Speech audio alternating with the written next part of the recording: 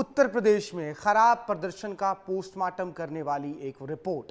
उत्तर प्रदेश में क्योंकि चुनाव में एक सवाल आया है और उस सवाल को टटोलने के लिए राजनीतिक पार्टियां उत्तर प्रदेश में डेरा डाली हुई हैं। और जिस देश में राजनीति सत्ता के गलियारों से लेकर शख्सियतों के मीनारों तक को सजाती है, वहां सियासत की दरकार सिर्फ चुनावों तक सीमित नहीं रहती। चुनावों के बाद चिंतन का जो दौर शुरू होता है, समझ उसी से आता है कि राजनीति सिर्फ नेतागिरी में ही समाई नहीं रहती, सियासत में भी संस्थागत होना बहुत जरूरी होता है। जहां तक आप हमारी मदद कर सकते थे, उसी लेवल तक मदद की। मोदी जी को मैंडेट नहीं है, ये गवर्नमेंट कभी भी गिर सकती है। मुझे सबसे ज्यादा कर्ज अपने यूपी पे है। मैंने आपसे कहा कि खुश करने से सरकारें बन रही हैं, तो कोई खुश और भी कर सकता है। अब भाजपा के पास खुद का बहुमत नहीं है। उत्तर प्रदेश के अंदर आरक्षण खत्म करेंगे, संविधान खत्म करेंगे, ये बात गांव-गांव फैल गई थी। और समझ लिए होंगे आप, सियासत के सेंटर में है उत्तर प्रदेश, क्योंकि बीजेपी के सियासी संस्थान में फिलहाल लोकसभा चुनाव के नतीजों के आने के बाद जो सबसे ज्यादा कठिन सवाल उभर कर आया है, वो उत्तर प्रदेश का ही है। यूपी में इसी सवाल का जवाब ढूंढने के लिए, उत्तर ढूंढने के लिए तमाम के तमाम नेता कैंप कर रहे हैं और अब तो टास्क फोर्स भी बन गई है। उत्तर प्रदेश में हार के बाद अब मंथन का दौर शुरू हो गया है। संघ प्रमुख मोहन भागवत गोरखपुर के दौरे पर हैं। पिछले 2 दिन से मोहन भागवत और योगी आदित्यनाथ के मिलने के कयास लगाए जा रहे थे, लेकिन अभी तक दोनों की मुलाकात नहीं हो पाई है। बीते कुछ दिनों से मोहन भागवत और आरएसएस के सदस्य बीजेपी से कुछ नाराज भी नजर आए थे। हालांकि बाद में इंद्रेश कुमार ने भी बीजेपी की तारीफ की थी। उत्तर प्रदेश में खराब प्रदर्शन के बाद बीजेपी में अब चिंतन मंथन का दौर शुरू हो गया है। सीएम योगी अधिकारियों के साथ बैठक ले रहे हैं और यूपी की टीस को कम करने के लिए बीजेपी ने अब टास्क फोर्स का भी गठन किया है। दरअसल 2024 में उत्तर प्रदेश में बीजेपी के वोट प्रतिशत में 9% की गिरावट आ गई। बीजेपी ने 60 लोगों की एक टास्क फोर्स बनाई है, जो हर विधानसभा जाकर हार की वजहों का पता लगाएंगी। टास्क फोर्स में विधायक और राज्यसभा सांसदों को भी शामिल किया गया है।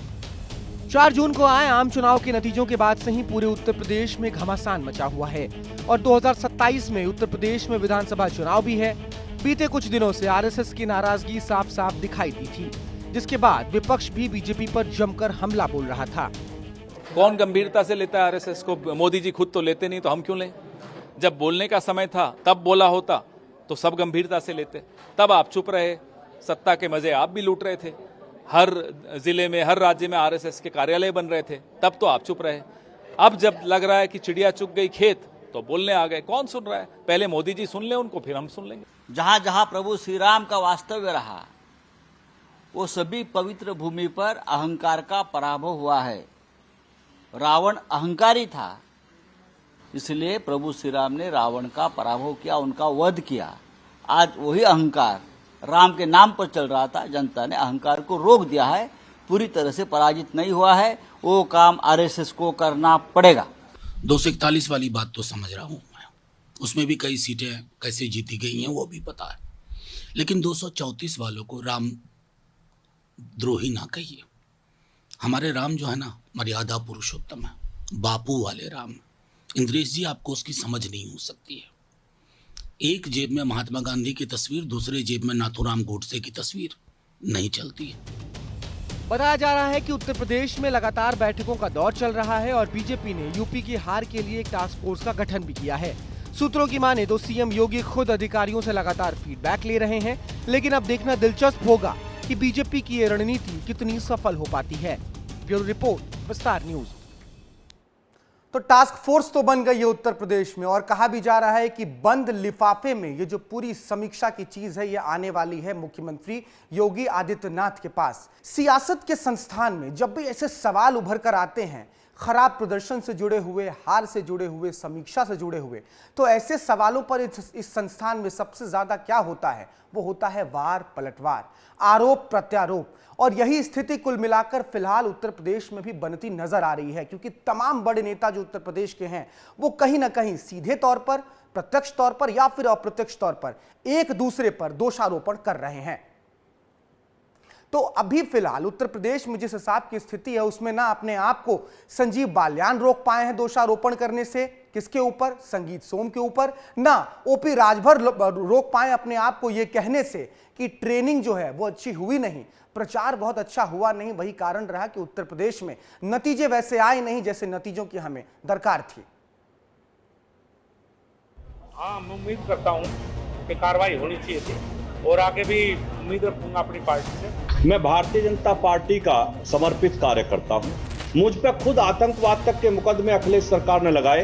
चुनाव हराने और जिताने का विषय किसी के दिमाग में आता हो तो वो गलत है। जो राजनीति करता है वो ओम प्रकाश राजभर को खत्म करना चाहता है। दुश्मन खत्म हो गया, दुश्मन बचा एकदम चुनिंदा है। अब दुश्मन से टकराना है और दुश्मन से टकराने की कुवत आपको बता दूंगा किसी में हो ना हो, लेकिन ओम प्रकाश राजभर के पास है। ओपी राजभर साहब को भी है क्योंकि उनकी पार्टी एक भी सांसद नहीं जीत सकी, और संजीव बालियान साहब को भी है। पूर्व केंद्रीय मंत्री रहे हैं, लगातार 2 बार से मुजफ्फरनगर से चुनाव जीतते आए हैं, लेकिन इस बार शिकस्त मिल गई समाजवादी पार्टी से। दोनों को है, लेकिन ओपी राजभर साहब कहते कहते भावनाओं में कुछ ज्यादा बह गए और कुछ ऐसा कह गए जिसके बाद उनको स्पष्टीकरण देना पड़ गया कि नहीं साहब, ये कुछ हम और कहना चाह रहे थे, आपने भ्रमित किया है मेरे बयानों को। मैं एनडीए के साथ हूं और एनडीए की तमाम कोर कमेटी और योजनाओं को मैं आगे लेकर जाऊंगा। दोस्तों, असफलता इस बात का द्योतक है कि सफलता के लिए प्रयास पूरे मन से नहीं किया गया। इतना ध्यान में रखिए, हमारे पास फौज है, कोई दिक्कत नहीं है। अभी ये पूरी की पूरी फौज नहीं है। अभी इसको राजनीति कैसे की जाती है अगर इसको मालूम होता तो आज ये दिल्ली में सरकार में होती। आज ये दिल्ली में सरकार में होते, अभी ये अनट्रेंड लोग हैं। हमारी ऐसी कोई मंशा नहीं है। जो खबर चैनलों पे चल रही है वो फेक न्यूज है, पूरी तरह से वो विरोधियों की साजिश है। हम माननीय नरेंद्र मोदी जी, माननीय योगी आदित्यनाथ जी के नेतृत्व में हम लोग काम कर रहे हैं। हम लोग एनडीए गठबंधन में हैं। हम लोग जो केंद्र और प्रदेश सरकार की नीतियां हैं उसको जनता तक पहुंचाने के लिए कटिबद्ध हैं। संजीव बालियान और संगीत सोम के बीच जो सियासी वार पलटवार और तकरार जारी है उसके बारे में, दरअसल इस बार संगीत सोम और संजीव बालियान, इन दोनों के संदर्भ में आप सबसे पहले एक चीज जान लीजिए कि पश्चिमी उत्तर प्रदेश की ये दोनों सियासी शख्सियत जो हैं वो बहुत बड़े चेहरे हैं, बीजेपी से आते हैं, लेकिन संगीत सोम और संजीव बालियान के बीच के रिश्ते बहुत अच्छे हैं नहीं। एक ही घर के हैं, एक ही बीजेपी के हैं, लेकिन फिर भी आरोप प्रत्यारोप जारी रहता है। अब जाकर संजीव बालियान ने कहा है कि मैं मुजफ्फरनगर में इसलिए हारा क्योंकि संगीत सोम ने समाजवादी पार्टी का समर्थन किया और मुझे हराने की कोशिश की, साजिश की। दूसरी तरफ संगीत सोम कहते हैं कि संजीव बालियान तो खुद समाजवादी पार्टी के समर्थक हैं, उनको इसलिए हार मिली क्योंकि उनको बीजेपी के कार्यकर्ता ही पसंद नहीं कर रहे हैं।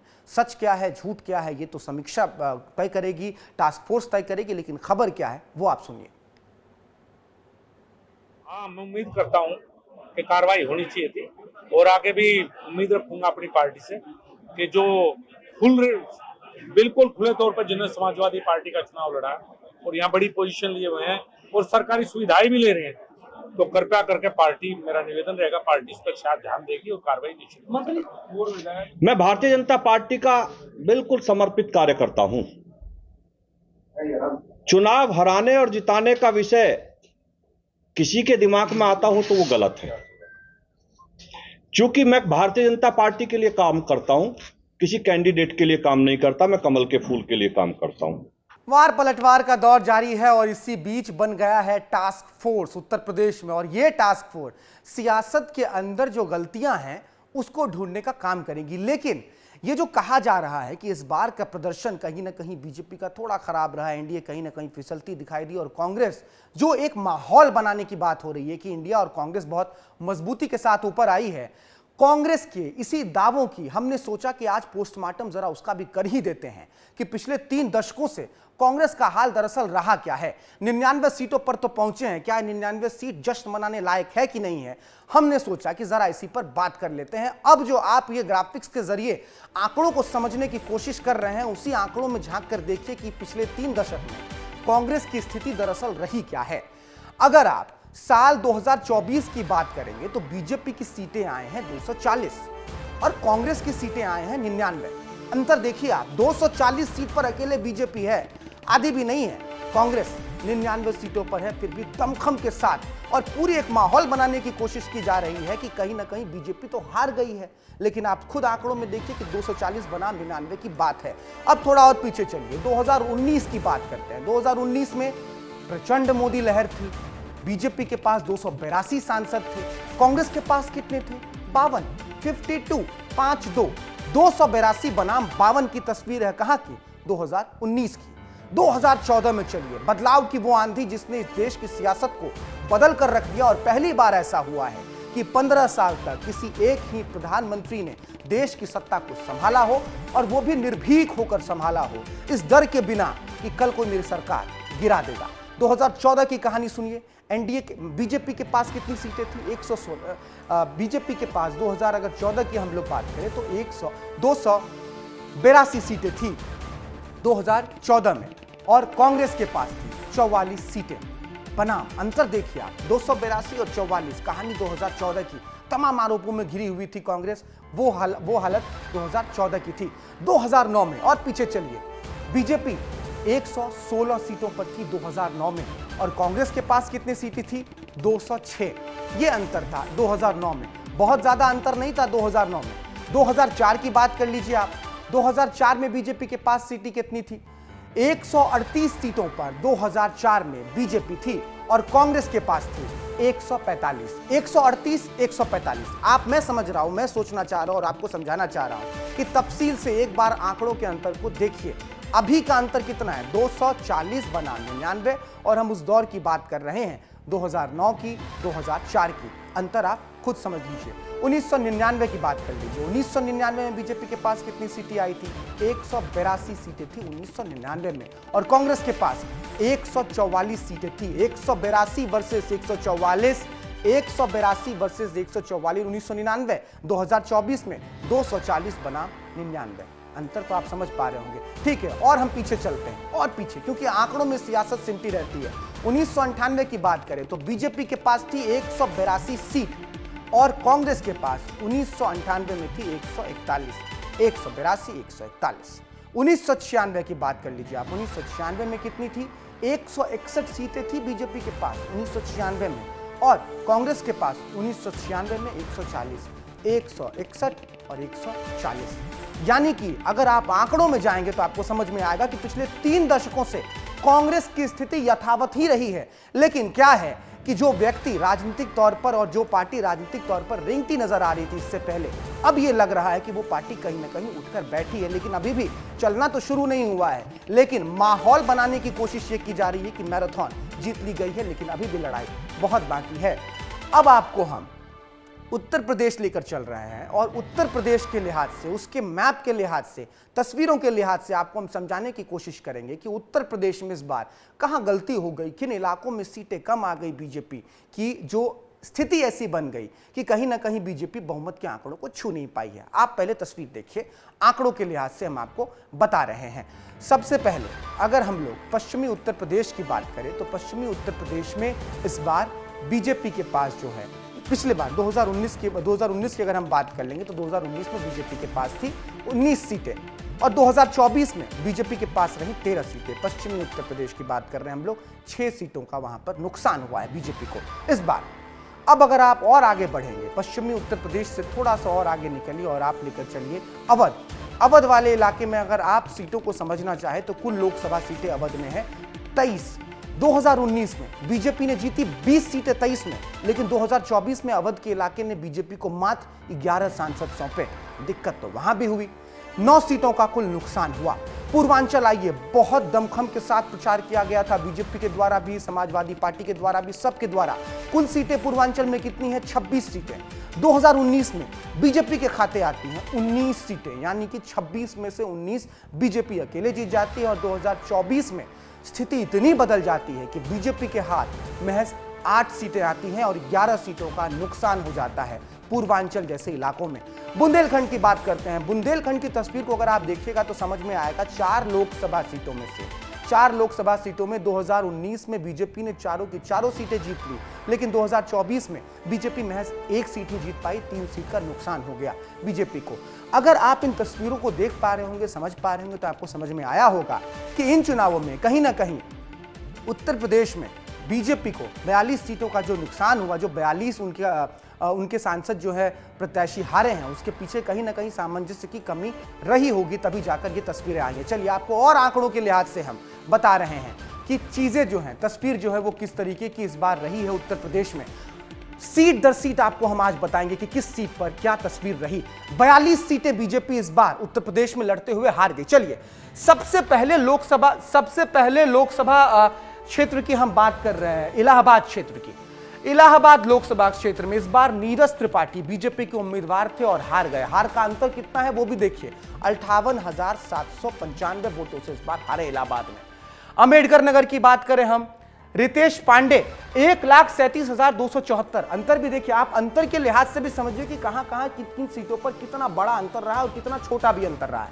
आगे बढ़ते हैं, अमेठी सबसे चर्चित सीट रही क्योंकि स्मृति ईरानी वर्सेस राहुल गांधी वाली लड़ाई थी। ये वो सीट थी जहां बीजेपी सीधे सीधे कांग्रेस के आला कमान से लड़ती हुई दिखाई दे रही थी। वहां पर स्मृति ईरानी हार जाती है और स्मृति ईरानी जो है वो वहां से हार के केएल शर्मा के हाथों हार जाती हैं। हम आपको अब और आगे लेकर चल रहे हैं। आजमगढ़ की भी बात कीजिए, बहुत चर्चित सीट थी। दिनेश लाल यादव निरहुआ वहां से उम्मीदवार थे, लेकिन हार का सामना करना पड़ा। 1,61,035। चलिए आगे और लेके चलते हैं, चर्चित सीटों पर बात आपको करते हैं और दिखाते हैं तस्वीरों के जरिए, आंकड़ों के जरिए कि क्या स्थिति रही है उत्तर प्रदेश में, दिखाया क्या गया, प्रचार कैसे किया गया और नतीजे जो आए वो कितने उलट आए। चलिए एक और ऐसी ही सीट है बदायूं। दुर्विजय सिंह शाह के वहां से उम्मीदवार थे। 34,991 का अंतर है, हार का अंतर बहुत बड़ा अंतर नहीं है। लाख वोट से भी चुनाव हारे गए हैं उत्तर प्रदेश में और बीजेपी ने महज 4-4 हजार वोट से भी चुनाव को हारा है। बलिया एक ऐसी सीट थी जहां नीरज शेखर 43,384 वोटों से हार गए। बलिया सीट आप कह सकते हैं हाई प्रोफाइल सीट बन गई आखिरी में आते आते, क्योंकि बलिया में अमित शाह पहुंचे गृह मंत्री, और नारद राय जो वहां के विधायक रहे हैं, बलिया इलाके से विधायक हैं, उन्होंने समाजवादी पार्टी को छोड़कर बीजेपी का दामन थाम लिया था। कहा जा रहा था कि बलिया में तस्वीर बदल जाएगी, बीजेपी जीत जाएगी। नीरज शेखर भी जो है वो छोटे मोटे व्यक्ति नहीं है, बहुत बड़े सियासी शख्सियत हैं। वो पूर्व प्रधानमंत्री चंद्रशेखर के बेटे हैं, लेकिन इस बार संसद पहुंच नहीं पाए। आगे बढ़िए, चंदौली हो, धौरहरा हो, एटा, इटावा, फैजाबाद, हर जगह जो है बीजेपी को इस बार शिकस्त मिली। लेकिन इसमें से एक सीट सबसे ज्यादा दिलचस्प है, वो है फैजाबाद। लल्लू सिंह वहां से चुनाव लड़ रहे थे बीजेपी के टिकट पर, लेकिन 54,567 वोटों से हार गए। अयोध्या में राम मंदिर बनाने के बाद भी इस बार बीजेपी को वहां से जनमत का साथ नहीं मिला, जनता ने साथ नहीं दिया। आगे लेकर आ रहे हैं फतेहपुर, फिरोजाबाद, गाजीपुर, हमीरपुर, जालौन, तमाम सीटें हैं जिसको कि इस बार बीजेपी जीत नहीं पाई। फतेहपुर सीट निरंजन ज्योति केंद्रीय मंत्री थी, लेकिन फिर भी इस बार केंद्रीय मंत्री अपनी कुर्सी बचा नहीं पाई। हार का सामना करना पड़ गया उनको अपने फतेहपुर लोकसभा सीट से। कुल 7 केंद्रीय मंत्रियों ने जो है इस बार अपनी कुर्सी गंवाई है। जौनपुर, कैराना, कन्नौज, कौशाम्बी, खीरी, यहां पर भी बीजेपी को शिकस्त मिली है। खीरी की बात हम कर लेते हैं क्योंकि अजय मिश्रा टेनी वो जो है वहां से उम्मीदवार थे, पूर्व केंद्रीय गृह राज्य मंत्री रहे हैं, वो भी इस बार अपनी कुर्सी बचा नहीं पाए। आगे लेकर चल रहे हैं लालगंज, मछली शहर, मैनपुरी, मोहनलालगंज, मुरादाबाद, तमाम जगहों पर भी बीजेपी को शिकस्त मिली। लालगंज एक अहम सीट हो जाती है क्योंकि लालगंज पहुंचे हुए थे तमाम बड़े बड़े नेता, प्रधानमंत्री भी गए। उम्मीद थी कि लालगंज बीजेपी के हाथों आएंगे, लेकिन वो भी फिसल गई। अगला में आते हैं मुजफ्फरनगर, नगीना, प्रतापगढ़, रायबरेली। मुजफ्फरनगर की बात और पूरी तस्वीर और पूरी कहानी तो हमने आपको बता ही दी है, बहुत हद तक समझ गए होंगे गलती हुई कहां। और नगीना से इस बार जो है चंद्रशेखर आजाद चुनाव जीतकर जो है संसद भवन पहुंच रहे हैं। दलित के एक उभरते हुए नेता हैं। हालांकि बीजेपी तमाम लोग वहां पर चुनाव लड़ रहे थे, लेकिन नगीना सीट भी नहीं बचा पाए। रामपुर, सहारनपुर, सलेमपुर, संभल, ये भी वो सीटें हैं जहां पर बीजेपी को शिकस्त मिली इस बार। इसमें एक सीट बहुत इंटरेस्टिंग हो जाती है, वो है सलेमपुर और संभल, क्योंकि इन दोनों सीटों पर भी बीजेपी ने बहुत कोशिश की थी कि हम इन दोनों सीटों को जीत ले। समीकरण लेकिन उत्तर प्रदेश में फिट बैठता दिखाई दिया नहीं। और आगे चलिए, क्योंकि कुल 42 सीटें हैं जहां पर बीजेपी को शिकस्त मिली है। संत कबीर नगर, श्रावस्ती, सीतापुर और सुल्तानपुर एक बहुत महत्वपूर्ण सीट हो जाती है। मेनका संजय गांधी चुनाव लड़ रही थी, पूर्व केंद्रीय मंत्री, इससे पहले की सरकार में, उससे पहले भी 43,174 वोट से मेनका गांधी भी अपनी जो सांसदी है वो उसको बचा नहीं सकी इस बार उत्तर प्रदेश में। नतीजे जिस तरीके से आए हैं, नतीजे जिस तरीके से आए उत्तर प्रदेश में वो चौंकाने वाले हैं। मैं जो बता रहा हूं आपको सियासत की संस्था, वो संस्था भी पकड़ नहीं पा रही है कि दरअसल उत्तर प्रदेश में स्थिति बिगड़ी तो कहां बिगड़ी, कारवां लूटा तो कहां लूटा। अब बड़े बड़े चेहरे कौन कौन हारे हैं उत्तर प्रदेश में, जरा उसको भी आप समझिए, क्योंकि बड़े चेहरों में ही राजनीति सिमटी रहती है। बड़े बड़े चेहरे हार गए। अमेठी में हार गई स्मृति ईरानी, पूर्व केंद्रीय मंत्री। आजमगढ़ से दिनेश लाल यादव निरहुआ हार गए।